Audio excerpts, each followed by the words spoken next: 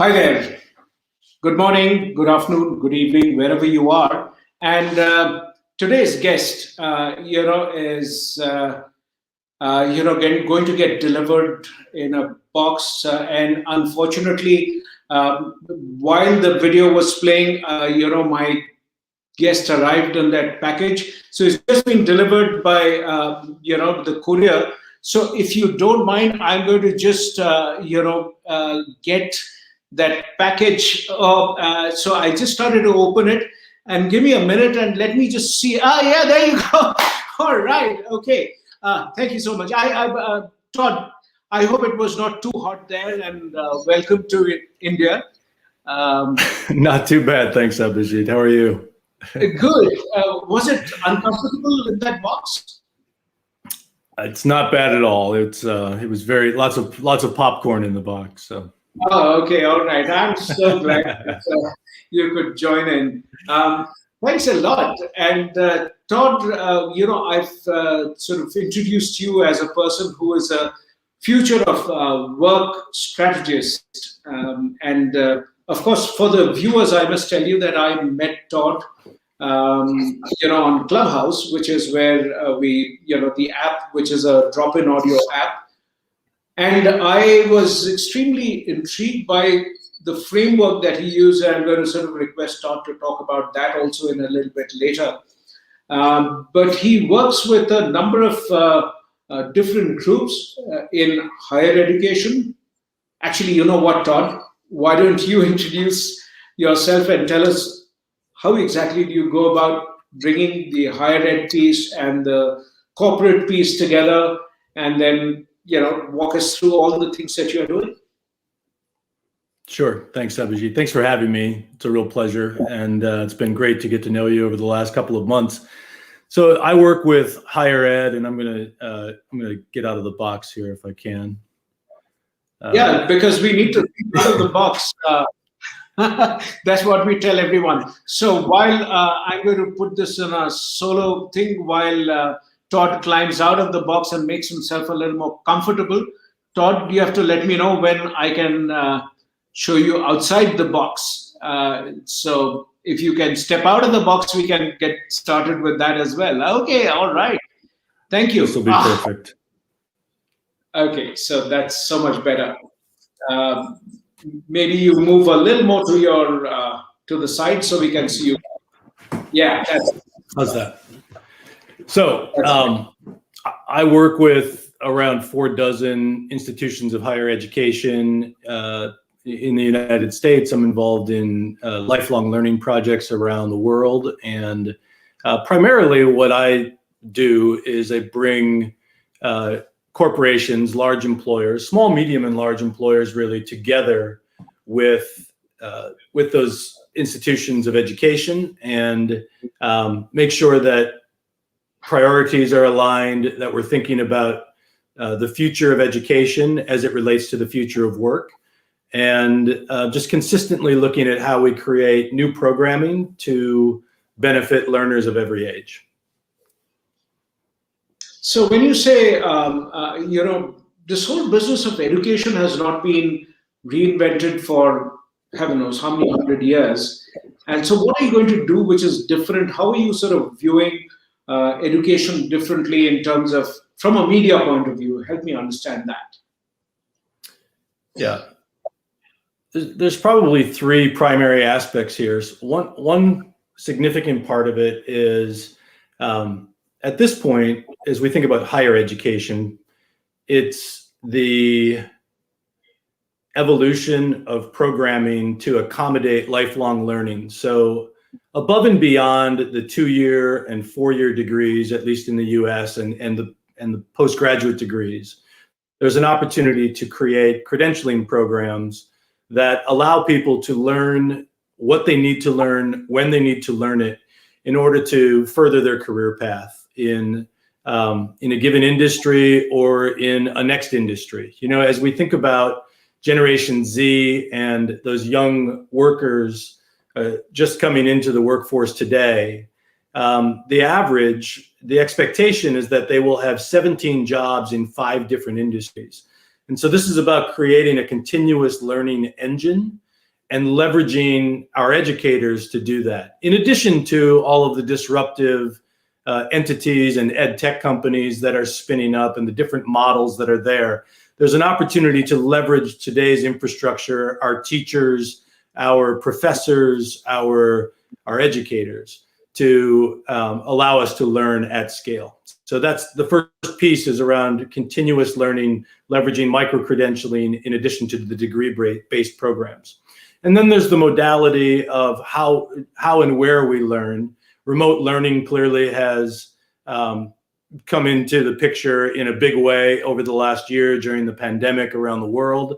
And so it's a combination of digital learning, remotely and asynchronously, cohort-based learning, which could be done remotely, but is usually synchronous, or a combination of asynchronous and synchronous, where we can actually learn socially like we have traditionally done. And then the introduction of experiential learning.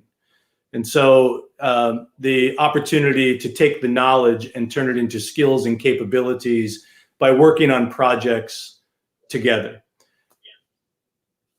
And so then lastly, go ahead. I just want to, for the benefit of, so that I understand the words the same way. Synchronous means, it's live. So you and I, we are having a synchronous conversation. Is that how it is? And if I want to watch this video tomorrow morning, then that would be asynchronous. Is that an accurate understanding?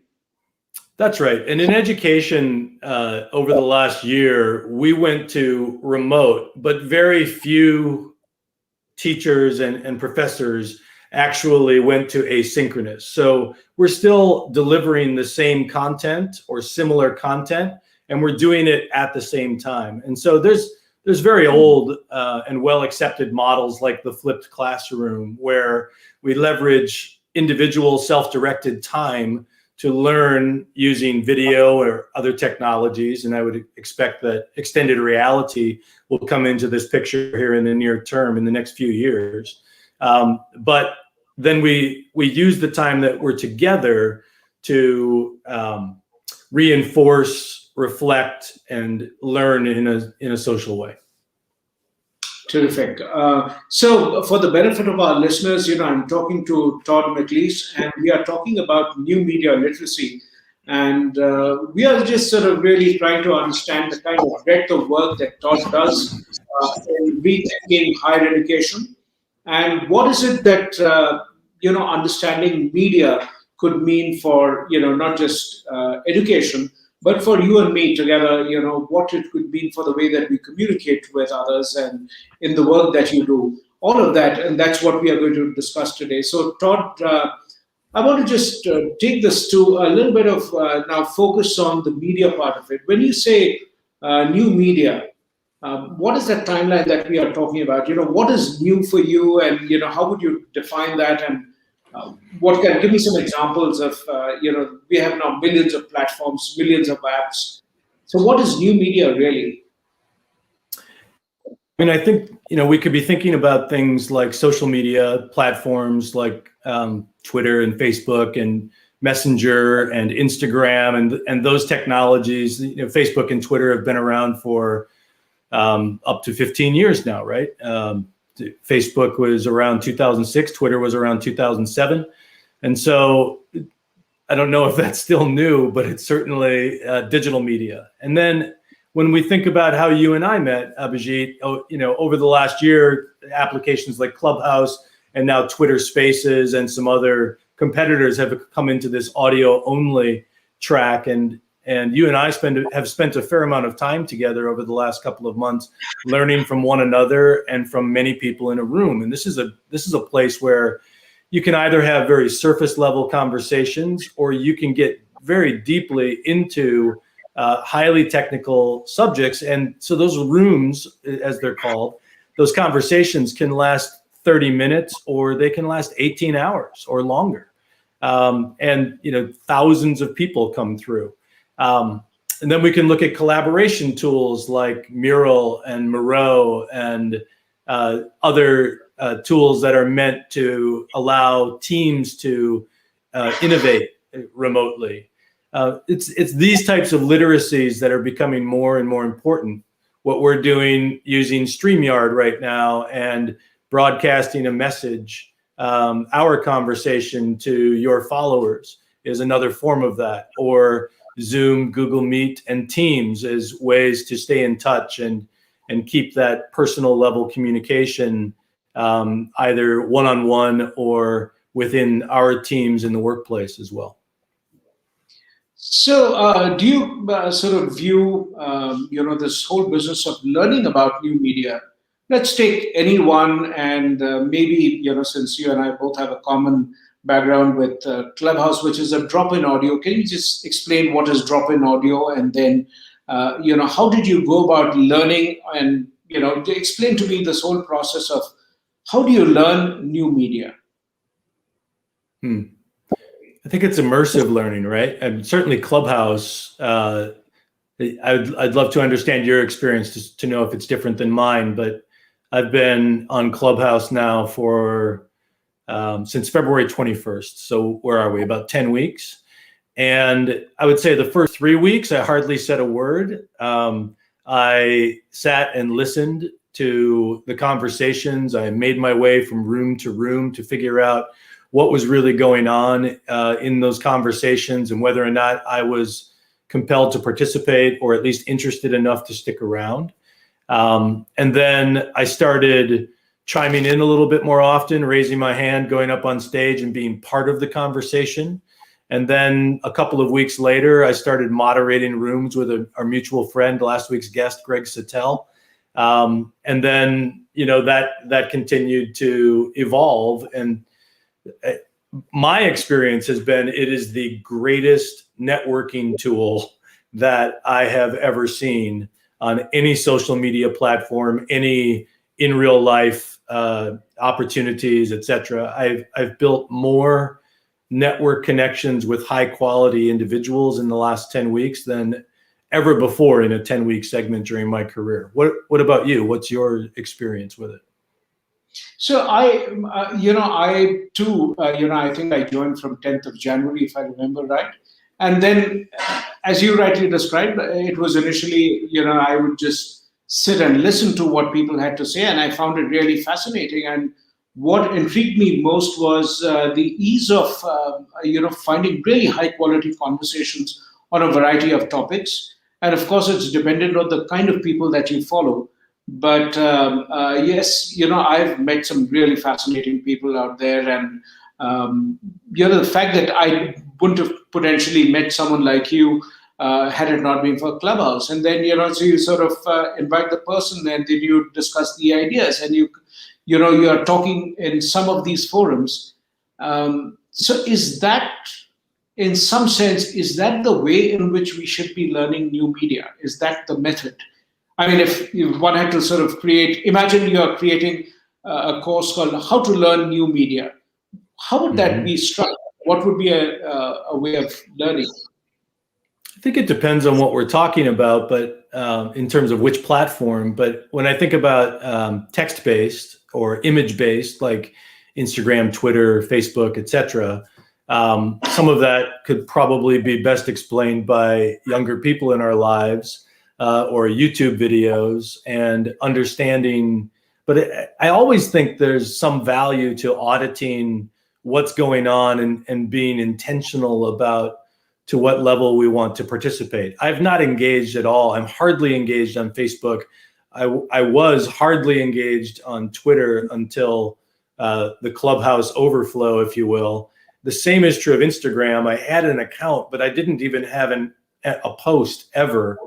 And now, while I still don't post to Instagram, I'm using it as one of the back channels for communicating over DM. And there's all sorts of communication tools that we have to use as moderators on the Clubhouse platform, like WhatsApp and Discord and so forth. It just depends on what the group is using, because here you're working very closely and intentionally with somewhere between 4 and 8 people, actually sort of curating and facilitating a conversation. And I've never met any of them in person. And so we're completely reliant on these tools in the background to communicate with one another about how the flow of the conversation is going and so forth. So I think there's this period where you want to learn a little bit about it, whether you're talking to somebody who's an experienced user, regardless of the platform. Then you want to engage, but maybe sort of audit what's going on the platform. And then lastly, begin to engage and just experiment and figure out what works for you and what doesn't. There are many people who have been on much longer than you or I have that have maybe even yet to speak, but certainly they've yet to host a room or co-hosted or co-moderated. And so it's a matter of understanding what your goals are, what the outcomes that you're looking for from a given platform. So you used an interesting term, which was the back chat, which was that. So help me understand what that is all about. I mean, how does it work? Explain that to me, especially because, there are people in the audience who are not necessarily that familiar with Clubhouse. But, how would you explain that to some people? Yeah. So, as Abhijit has said, Clubhouse is a drop-in audio. So they're just conversations that are going on, and you literally walk into a hallway, and then there are these spaces called rooms, and you walk into any room digitally, and you're only hearing audio. There's no video at all, and you are listening to a conversation. And then at some point, you can raise your hand, you can go up on stage and speak. But the people that are facilitating that conversation are called moderators. And for instance, on Saturday evenings, I'm part of a show or a room on the Tech Builders platform that is called The Role of Technology in Building a Better Society. And we've been doing this for a couple of months now. And there are 4 moderators in that room. And so before that conversation starts, the 4 of us, first of all, we have a 15-minute planning session in advance. But then immediately as the show begins, there is a back channel that is established. And that could be on Twitter, just using a group DM or messaging capability, direct messaging capability. And so the 4 of us are constantly chatting, saying who we should bring up from the audience, because we're looking at profiles. So we're asking people to join the conversation. We are talking about where we want to go next. We're capturing things that people said. We start with experts on a given topic. Let's say we're talking about the economy, like we did last week. Well, we had 6 people who are absolute experts in that subject matter, or security, or transportation, etc. And so as we're listening to the experts that we've curated, we're capturing their key points and thinking of them as themes for what is a facilitated 4-hour conversation. And then at the end of that 4 hours, depending on how the conversation is going, the size of the room, how many people have stayed, what our average retention for that listener metric is, we decide to keep it going. So sometimes that room begins and ends within 4 hours.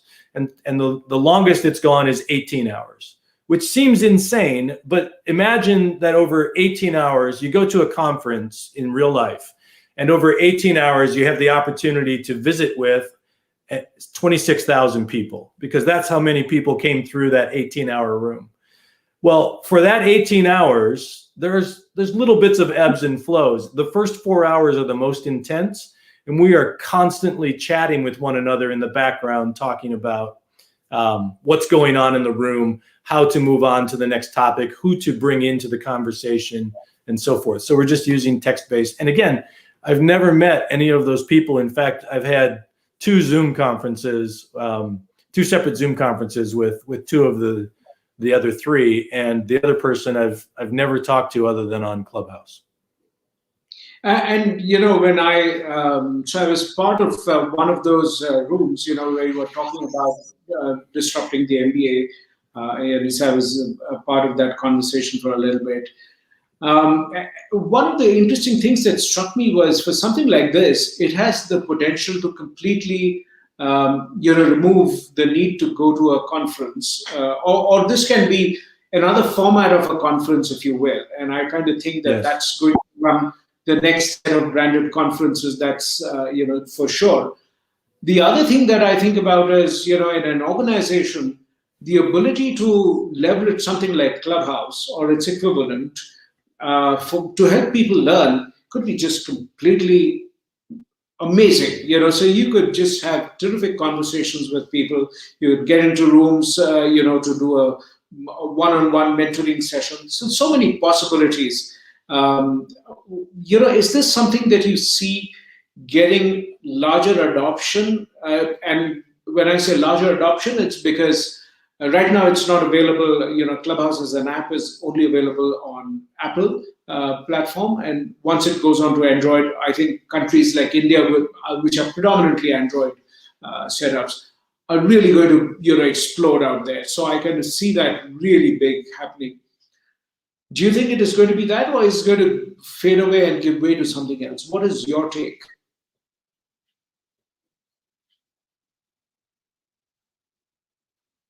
Can't hear you, Todd. Sorry about that. I don't believe it's going to fade away, because in addition to the network effect that I've experienced over the last 10 weeks, if you seek out the right and have a filter for the right level of conversation, there are extraordinary moments of learning on that platform. I think about other use cases. So right now it's quite social, right? I mean, you and I like to learn about some of the same things. You have this incredible gift around sketch notes that help capsulate some of those conversations. They're incredible. I would encourage everybody to check those out. You did one where I was doing a room with Greg Sattel, and just mind-blowing. But then I see other use cases like Frances Fry, who's a professor at Harvard Business School. She hosts a couple of rooms a week where they're using another new media piece called Scribble. So she's whiteboarding. You can watch that simultaneously. Again, the room is curated with these incredible subject matter experts, people you would never have the ability to access. Let's think about the MBA room that you were, the Disrupt the MBA conversation that you were a part of, Abhijit. I mean, we had Cal Patel in there, who's the former chief strategy officer and CEO of Asia for Best Buy. Great guy, right? I mean, tremendous conversation. There were 6 or 7 people in there that I would have never had access to without that platform, right? And that level of conversation as well. So I just think it's mind-blowing in that way. So as we think about the educational use case, I can see more structure and more learning occurring that way. We were actually having a conversation this morning in a small group about, why aren't meetings held this way in companies? Think about a private clubhouse where I walk down the hallway, and if there's 5 meetings going on in the company and I'm a leader in that company, I can drop in. I can add some value or just listen for 12 minutes and then jump into the next room and so forth. I mean, it's much more efficient than 45, 60, 90 minutes of conversation typically. So it's sort of the Elon Musk approach to these conversations. Go in, add the value. If you're not getting anything out of it, leave. That's what happens on Clubhouse every day. It's just, loosely connected people right now, not people connected to a single mission. And I also think that one of the reasons why it is so powerful, at least for me, one of the reasons is that you actually have the ability to leverage what I call weak ties. I mean, on many of these other places like Facebook, etc., you're sort of limited to the people you know. And so you know how they think. You sort of, in some senses, it's less educative or it's less inspiring. But when you come across people you've never met in your life, all kinds of very, very diverse people, and then just the power of the ideas, and when they bring that interdisciplinary perspective, somebody who's done that, somebody who's complete newbie, somebody who's a student, somebody who's a working mom, all kinds of people come in and put their ideas together. I just find it so incredibly powerful that I very often, many of those sketches are actually just a quick way for me to make notes of fabulous ideas that I've come across, which I otherwise would forget. And all that I do is, before I post it, I sometimes add a dash of color to show off a little bit here and there. But other than that, it's really just so powerful to see those ideas come through. I'm deeply impressed with that. Todd, I mean, I know the magician never shares their secret, so I'm not going to ask you about the box part of it and, how you managed to do that. I was totally blown away. But I'm really keen to see the model that you created about learning. And as you bring it up, I would love to just sort of take a minute, and while you put that together, I want to just reset the room a little bit and just say that today we have with us Todd McLees. Todd is a future of work strategist, and I was completely blown away by the model that he has created. And I'm going to ask Todd to bring it up and share it with all of us, and actually walk us through what does he see as some of the skills that we are going to need in the future. So, Todd, oh my God, okay, you've got all this, so I have to put you on full screen so that we can get the full glory of this.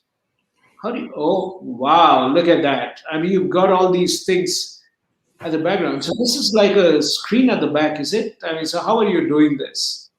Yeah, so it's the same app that I was using for the box trick, which it's called mmHmm.app. It's really changed the way I think about virtual communication, and whether I'm doing a keynote presentation or I'm working in a group, it's an incredible tool. With dogs aside, sorry about that. It's an incredible tool. That's part of the sound effects, because I always think that the next era of innovation would be to integrate humans and animals into the same slide. In terms of exactly. Yeah. So this app, it's called a virtual camera, and there are other apps available. This is the best one that I have found, and it has allowed me to interact very differently with the content that I've produced or curated, and interact very differently with the audience. If I want to talk about Ikigai, for instance, here at the center, and talk about my sense of purpose, I can look right at that slide instead of sharing the screen and being completely minimized and completely detached from that content. So I think there's an incredible opportunity, and this falls into a category. It's called IRL plus, or in real life plus, and there are billions of dollars of venture capital right now being poured into tools around telemedicine, around virtual collaboration, around tools like this one to vastly improve our digital communication experiences, vastly improve.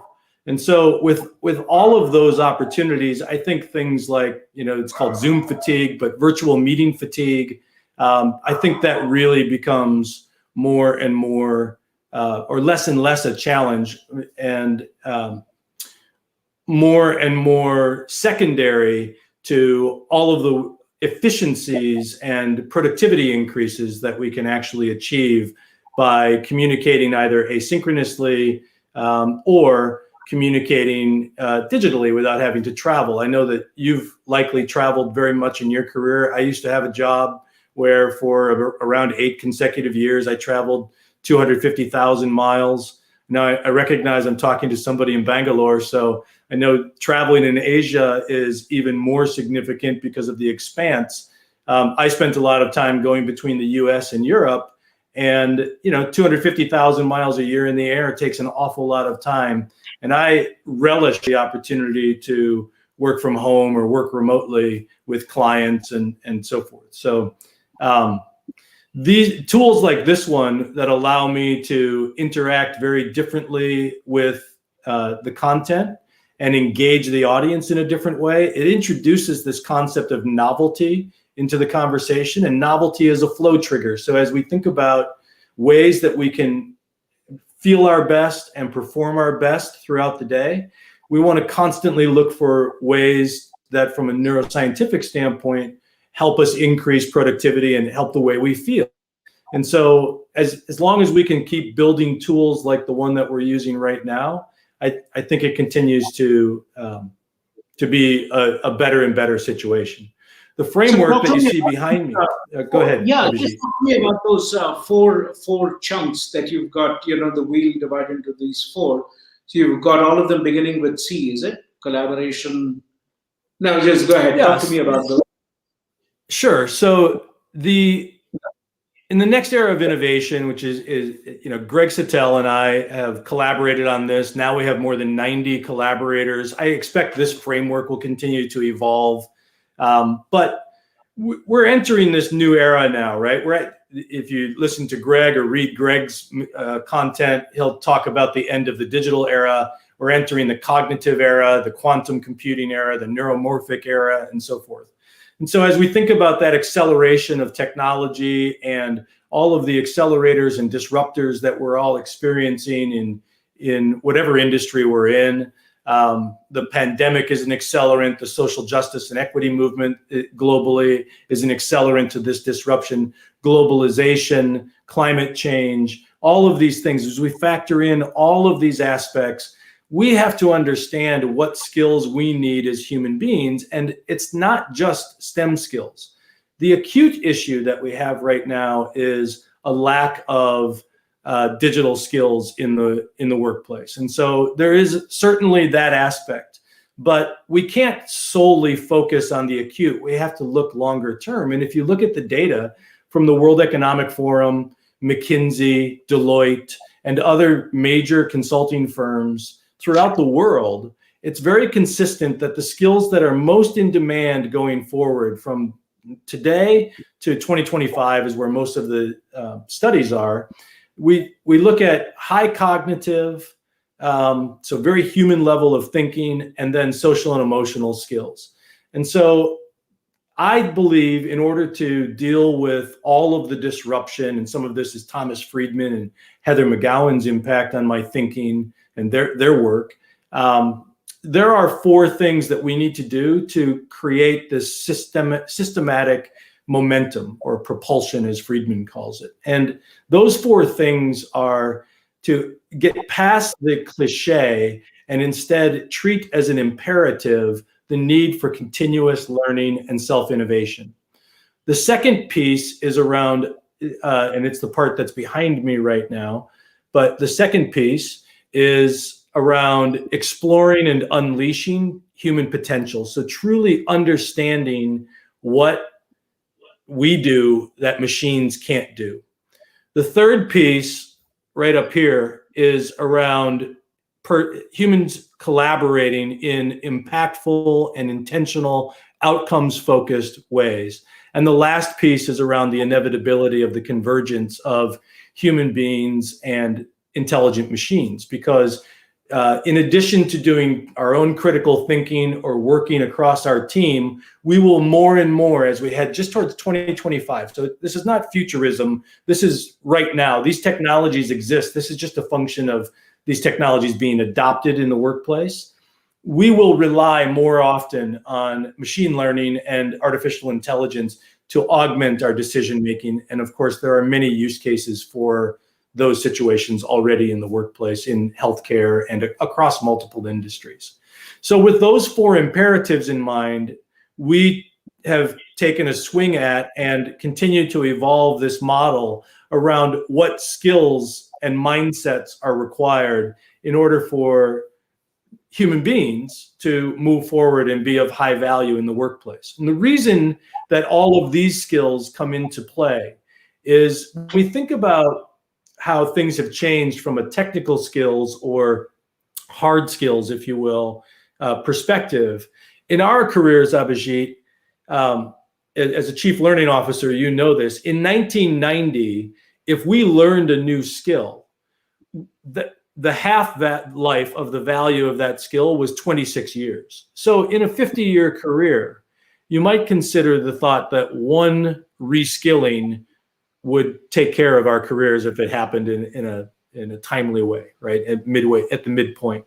But as we now get into a place where the gig economy is so prevalent, and we're talking about 17 different jobs in 5 different industries across a career that is 55 to 70 years in length, because we're living longer. The need is to, yes, be interdisciplinary, yes, find ways to add value, but also build the skills that don't erode in value as quickly. Today, when I learn a hard skill or a technical skill, like a digital skill, for instance, the half-life of the value of those skills today is 18 months to 5 years instead of 26 years. So in addition to continuously learning these technical skills, I also want to build the meta skills that give me the ability to understand myself, to learn new skills, to deal with other people, to collaborate more effectively, and just continue to grow as a human being. And right here, learn how to interact with intelligent machines and the data that's so important. So, for something like self-awareness or other awareness, when you are looking at that, where would that fit in? I mean, so how would you sort of describe that? Can you give that to me one more time? I didn't quite catch you. You broke up. So you think about, people become more effective when they have greater self-awareness. That's one assumption. And as you learn about other people, you become more sensitive to them. So whether it's empathy or being able to understand deeply and connect with other people, in terms of your vulnerability, being able to connect with other people. Those emotional skills of building relationships with other people, where would those sort of get categorized in this model? So I see it as 2 primary areas. The first one is this piece right here. So here we have emotional intelligence, imagination, creativity, innovation, things of that nature. Under emotional intelligence, if you read Daniel Goleman from 1995, there are 12 micro skills around self-awareness, social awareness, empathy and compassion, etc. In newer models, more recent models, there are 15 micro skills. So there's definitely detail below each of these. And then in the upper right-hand quadrant around collaboration, there's a couple of mindsets around ecosystems and equity. And then the thought around deep inclusion and cultural agility, effective communication, and new media literacy, like talking about today. All of those play a role in that area. So, when you look at the pandemic scenario, and a lot of people had to switch to using Zoom or whatever, Teams or Google Meets or whatever, there's a tremendous amount of fatigue that sets in. And somebody has also asked this question out there. You can see that. So I'm just paraphrasing. People really have experienced a lot of Zoom fatigue. And sort of, today what happens is people switch off the camera. So if you are talking to someone, you have no idea whether that person is there, is the person listening to you, the person is on mute, the camera. So what do you do with that? How do you engage people? Yeah, so Zoom fatigue is certainly very real, regardless of what platform you're using. The opportunity that I see, and I mentioned it before, is around building novelty into the program. So I think there's a few things that we could be doing, and we actually spent a couple hours on this on Clubhouse in the last day or so. So again, it's not just me. There are 70 people on Clubhouse that are talking about this. So there's making sure that you're not scheduling absolute back-to-back. So let's not schedule 1-hour meetings and then start another meeting at the top of the hour. Let's make sure that we're giving ourselves 10 minutes or 15-minute breaks in between those meetings, like you might in real life schedule little breaks in, right? Walk to the water cooler, take a little time to reflect, etc. Do your sketch note, things of that nature, right? And then the next piece is around building novelty and leveraging some of the digital tools to have a little bit of fun with it. Break the day up. So use time blocking throughout the day, making sure that you're not just stacking. I mean, it doesn't matter if it's in real life or on Zoom or some other platform. If you're back to back for 8 hours, it's incredibly exhausting. And of course, there are some finer points like, looking at yourself on camera. I from what I've read from a neuroscience standpoint can be more tiring, or looking at 50 boxes on a screen and trying to keep track and pick up whatever we can in terms of cues, nonverbal cues. That can also be exhausting. So there's certainly real aspects of it, but I do think there are tools and disciplines that we can put in place to manage that. Now I want to sort of shift gears and just, from the point of view of resetting the room. Today we are talking to Todd McLees. He's a strategist in the area of future of work. And so we've had a conversation about new media literacy. What is new media? What kind of things do you sort of anticipate learning? How do you go about learning? But now I want to switch to you as a person. Todd, how do you stack up your day? I mean, what is the kind of time that you spend in reading and writing and learning and on Clubhouse and sort of all? Just give me a view of that. Learn from that. Well, it's very different today than it was 10 weeks ago. There's no question about it. I have had I spend a lot of time interacting with people, not only on Clubhouse, but offline, people that I've met on Clubhouse. And I'll give you an example.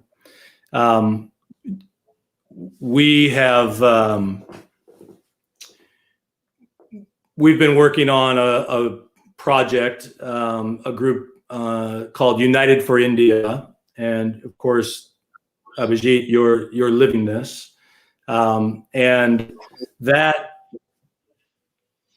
project has led to multiple connections within the United Nations and many offline or personal conversations on Zoom and phone calls and group calls and so forth. So over the last just week or so, we've raised more than $30,000 together on the platform, many more dollars off that platform.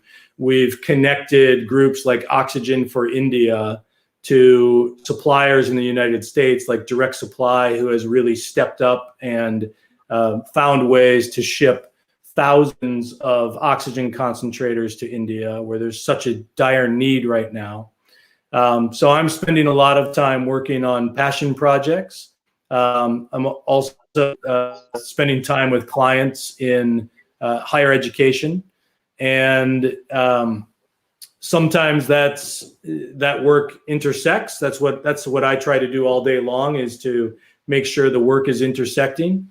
And I'm constantly in learning mode, and I probably am not adhering to my a promise to myself to get 8 hours of sleep every night, because I just find it to be so sort of intoxicating to be learning from thought leaders like yourself, like the other folks that we intersect with. So I spend a great deal of time online and offline trying to do that every day.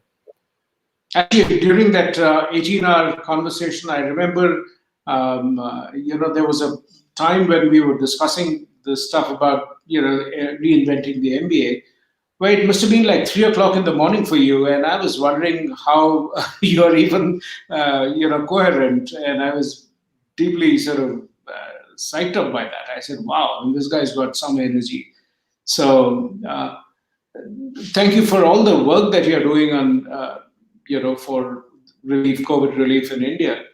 I want to sort of ask you about your reading habits. How do you go about reading, how do you decide what to read, where to engage with a person versus, let's say spend time on social media?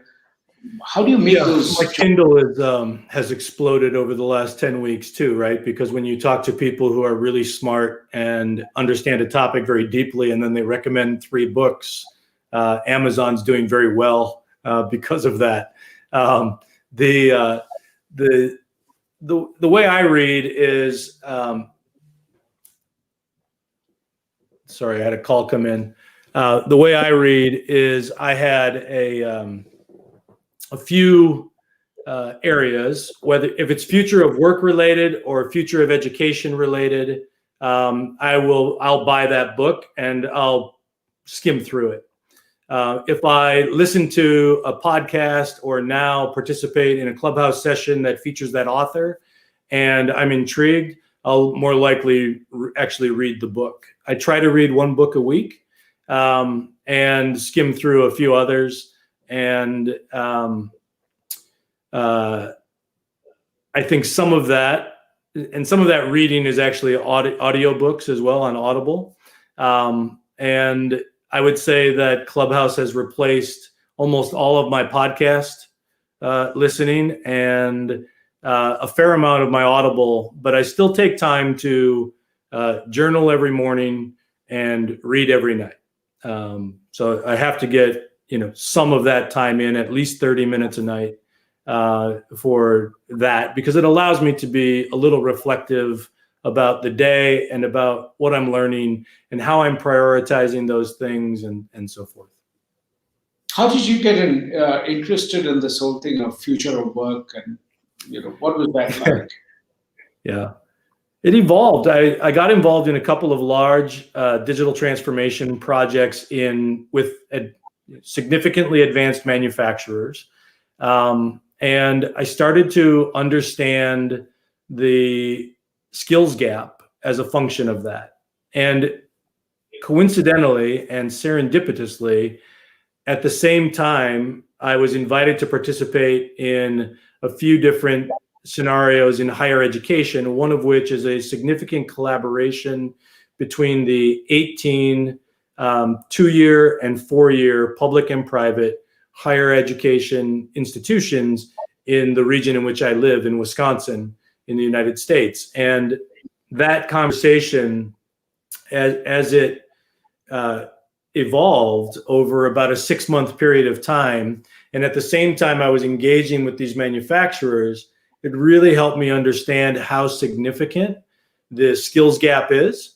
And I saw it as a massive need. And when you start looking at the data from the World Economic Forum and the leading analyst firms and so forth, and you start really contemplating the impact of 800 million people being displaced, which is the most aggressive figure that McKinsey released in, I think, 2019.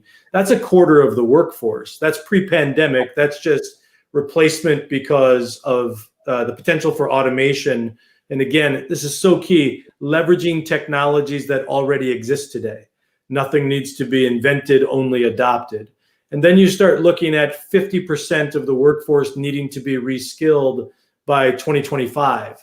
And that's significant. And I don't see anybody really working on it in such a way that we're doing a good job of aligning workforce with technology, with business drivers. I think since the crisis in 0809, Abhijit, with the financial crisis, we've done it, procurement really came into its own in that period, right? 0809. So from a standpoint of aligning business drivers with technology purchases, I think we're pretty capable there right now.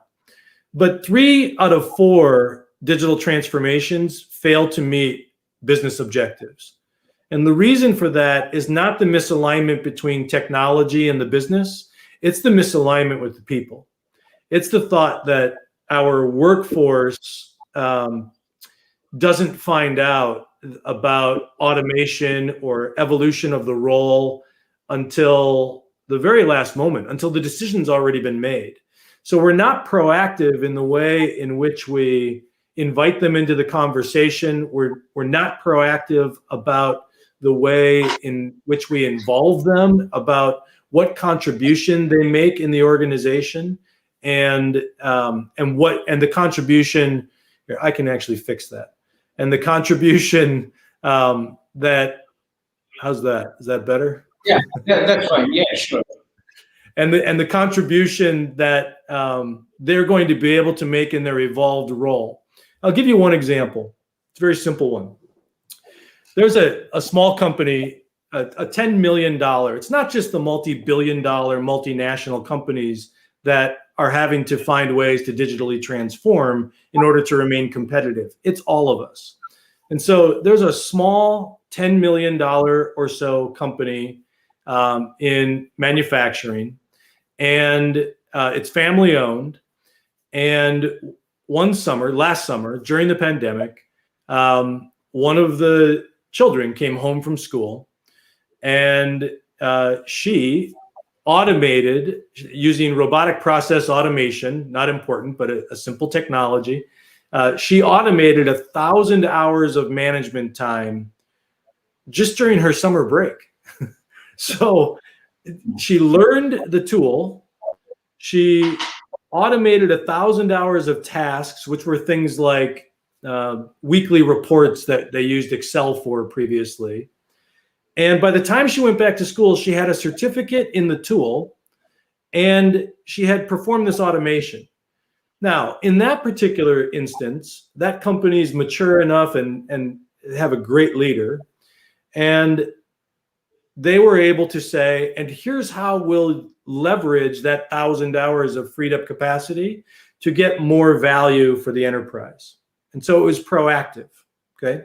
But in so many cases, that's one of the last considerations, is how the job will evolve. And while sometimes entire jobs are replaced, and as a future of work strategist, I'm not supposed to say that, right? What I'm supposed to say is, well, it's tasks that get automated, not jobs. And it's part of jobs that go away and jobs evolve. Let's say it's 10% or 20% of a job.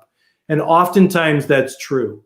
But the other thing that's real is that sometimes whole jobs get eliminated. Hundreds of jobs get automated. And robotic process automation and data visualization automation tools and AI, these things are real too. And what would be ideal is the moment we start looking at those types of tools from a technology standpoint, we should also be looking at what impact that will have on the organization, and start talking to the people that we have helped cultivate skills and they've added value, and find ways to have the right conversation to allow them to prepare for some options they might have, hopefully within the company, not always, but hopefully, and find ways to have them be a part of the team and contribute. Because what we're asking people to do, and I think this is so key, we're asking people to actually let go of some of the self-worth that they've developed. If I've had a job for 10 years and I've built my skills and I've refined them and I've gotten paid for them, and I think about it when I wake up in the morning and I think about it when I go to bed at night, and then one day you come into my office and say, we're going to take that 20% of your job away. That is not just a conversation about productivity and value. It's also a conversation about what my sense of purpose is and what I think about in terms of my individual value. Yeah, absolutely. It's my identity. I mean, work is so, central to our identity. We sort of really don't, necessarily think about how powerful that could be. So it could be that. Todd, I want to sort of go and ask about, this pandemic has been hard for everyone in some way or the other. How have you built your resilience and kept a sense of optimism? What are some of the things that you've done to stay positive and keep your head above water? Yeah, I appreciate that.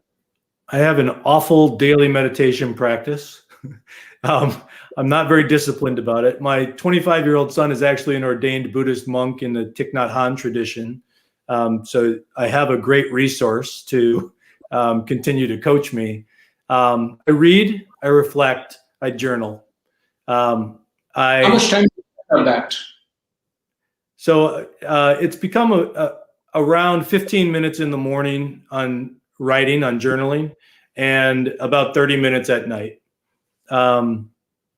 I was in the habit, which I actually told my youngest this morning, I'm going to start again today. I was doing 5-mile walks every day.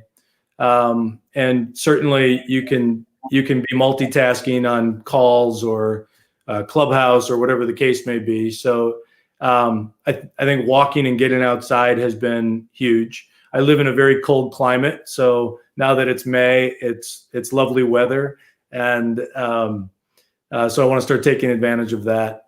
I will say that over the last 10 weeks, my ability to not only learn at an accelerated rate, I mean, extraordinarily accelerated rate, but also network and meet people like you and so many others, dozens of people that I value, whose opinion and knowledge I value,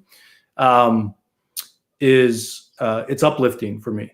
It's not just dopamine and serotonin. It's also the true connection that I feel to some of these folks, and it's why I'm involved in United for India, because I feel connected to the people who are actually driving it. My contribution is minimal compared to what so many other people are doing, and I'm compelled to be involved because of what they've contributed to me and my life and my knowledge and my spirit in the last 10 weeks. What about you, Abhishek? What do you do? I tend to do for me, getting up early morning, so I am an early riser. I tend to spend time reading and writing in the morning. So for me, the first thing I do is write, and that is extremely rejuvenating for me. So I draw a lot of my calm from that whole process. So if I feel agitated about something, I usually write or draw, and I think that just helps me, find my north point, if you will.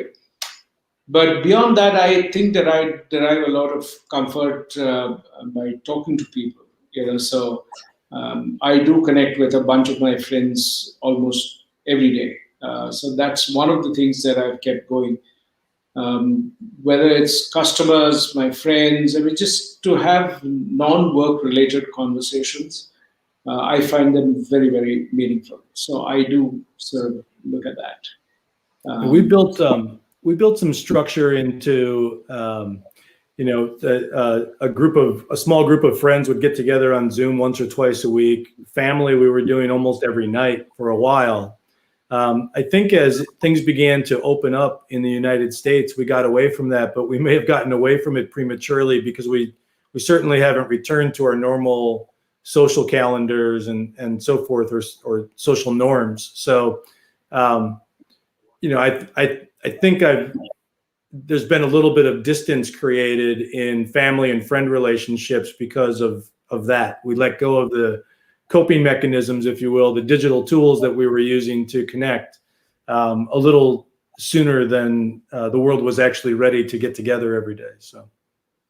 Yeah, because for me, the resilience actually comes from human connection. So the more connected you feel to people, the more sense of optimism you feel, the more resilient you feel, the more grateful you feel.